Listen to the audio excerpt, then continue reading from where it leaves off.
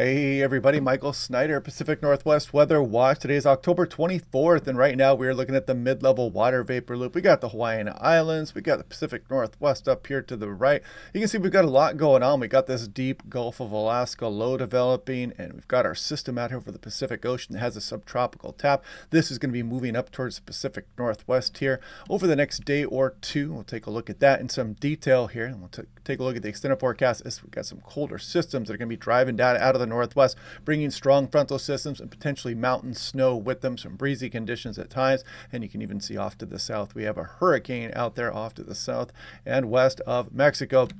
So taking a look at where we are right now, I've got lightning detection overlaid on this, but no strikes. I'm not seeing any come up right now, but you can see the system that is starting to spread some very high and mid-level clouds back up across the Pacific Northwest.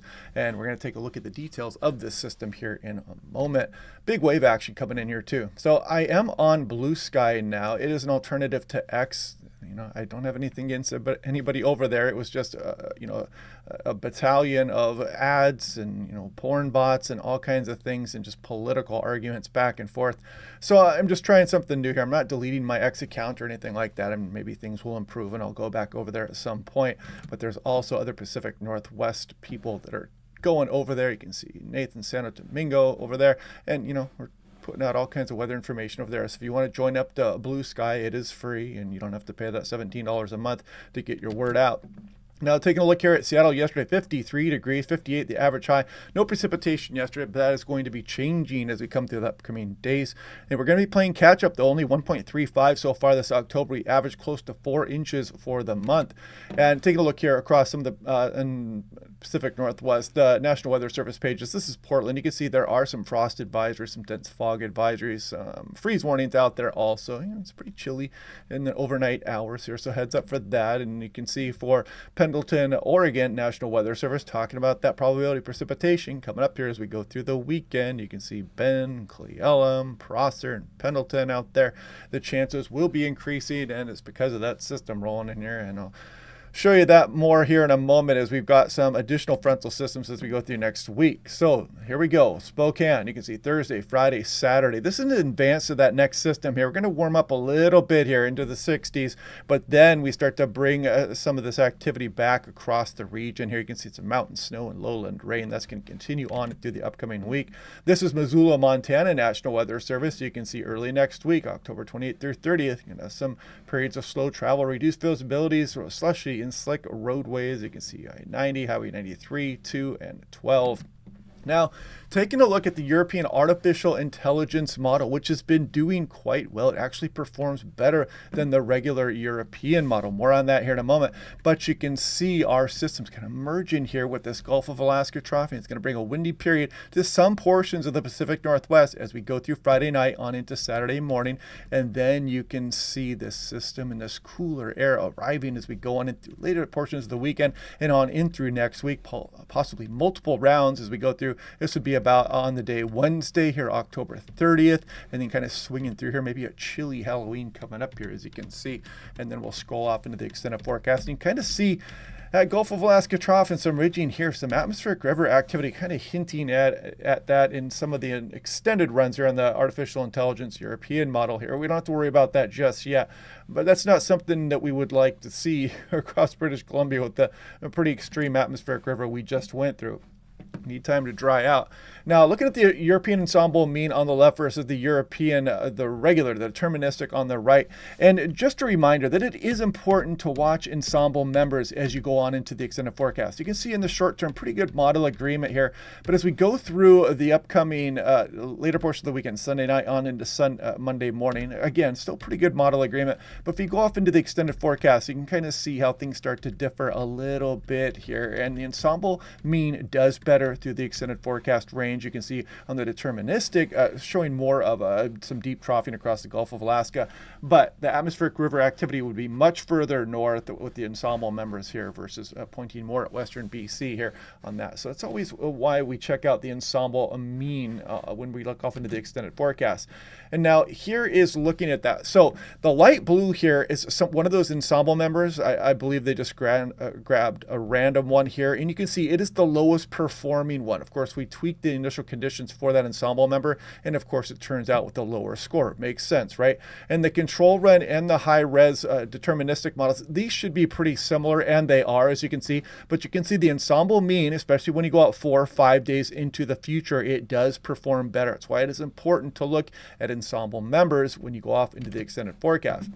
Now, artificial intelligence model here on the European, the system we've been talking about for a while, it has been very steadfast with showing this solution here, this deep low over the Gulf of Alaska, and this strong gradient approaching some of the Oregon, Washington, Vancouver Island coastline here, rounds of precipitation, and then the cooler air mass swings through as we go through the early portion of next week. Another strong frontal system drives down across the region with some very cold air aloft as we go through the midweek period here too as well. And then if we scroll up into the future, the artificial intelligence model has been hinting at some potential atmospheric river activity as we go through the extended forecast. Not going to worry about that too much just yet, just something I'm going to keep in the back of my mind. But take a look at this. So this is the integrated forecast system in red. And the lower here is better. This is mean square error. And the artificial intelligence model, once you get out towards day 3 and 4, you can see that it does perform better here. So that is very nice to see. And that is why a lot of meteorologists have been glancing at and checking out the artificial intelligence model as we go through the extended forecast, especially. It's been performing better. And it did really well with the placement of this storm. The European deterministic runs in the GFS were throwing that low pressure system all over the place, and the artificial intelligence kept that much more sustained into the Pacific Northwest.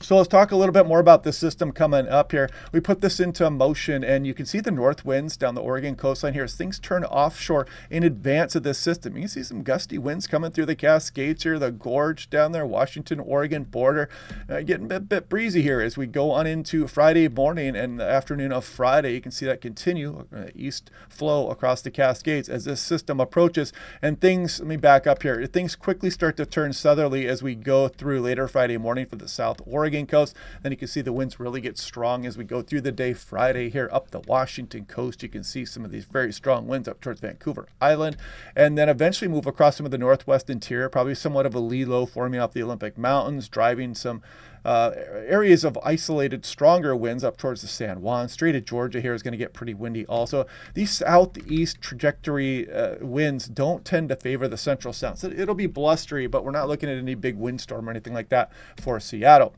And then we scroll on in through Saturday here, and you can kind of see things remain blustery as we go. Then we got this Gulf of Alaska low turning off here. We're also going to have some big wave action. We'll look at that here in a moment. But I want to show you, this is what's supposed to be replacing the high-resolution rapid refresh, and the RRFS experimental. And we go off into the extended. You can see that gusty east winds coming through the Cascades here. And then you can see some of these strong winds approaching the coastline.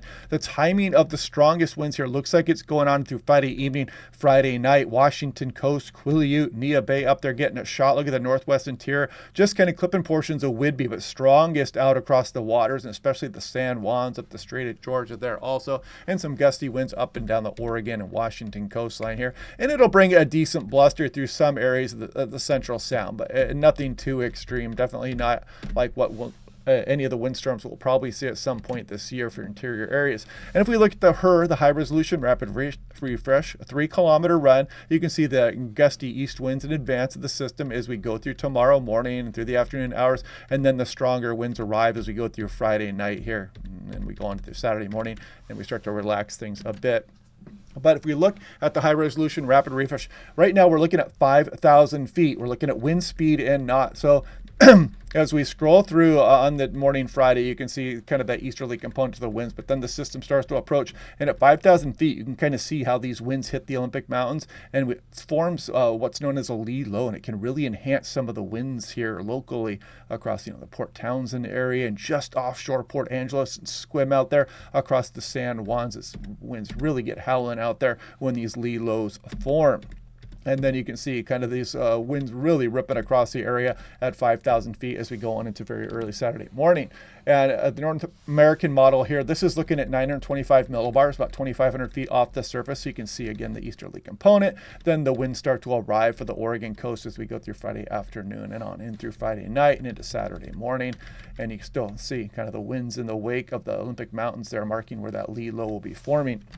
Now, taking a wider view of things here, you've got the Hawaiian Islands to the bottom left, Washington State upper right, 850 millibar temperatures. There is our system that's going to be moving through. You can see the warm tongue associated with it as we go through Friday night, and then as we scroll off in towards the end of the weekend, you see that cooler air arrive with our initial frontal system, then another one probably coming midweek. We are going to pile up a bit of mountain snow here for some of the Cascades, Washington, Oregon, the Rocky Mountains as well, British Columbia. The only problem is that it's early in the season, so it's likely to warm up at some point, and we're really going to, lose a lot of that snow. It's too bad it can't stick around for much of the winter, but yeah, we're still early in the season. But it will be nice to see some of that snow across the higher terrain. That will help with any kind of drought conditions, and it'll help feed the trees out there and some of the streams and some of the groundwater supplies, some of the aquifers. But if we take a look here at precipitable water anomaly, again, there's our initial system here. Then we get some of these northwest flowing systems down across the region, strong frontal systems. And if we look far enough out in the extended forecast, we don't want to see that here. So let's hope this goes away over the next few runs. I mentioned it a couple of times already this morning here, but we do not want to see atmospheric rivers again so soon after just having a fairly devastating one move into Vancouver Island in BC.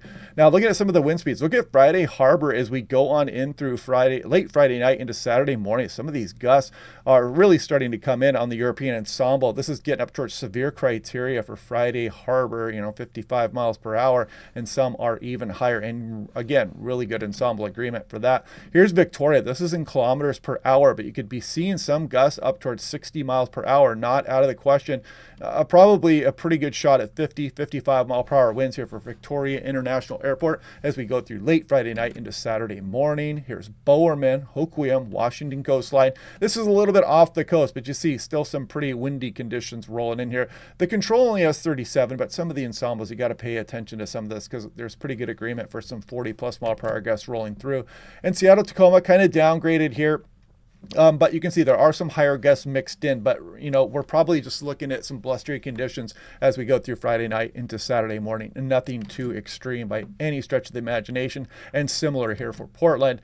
This is Bellingham, though. You can see 40 in the control run, some gusts 45, 50 miles per hour.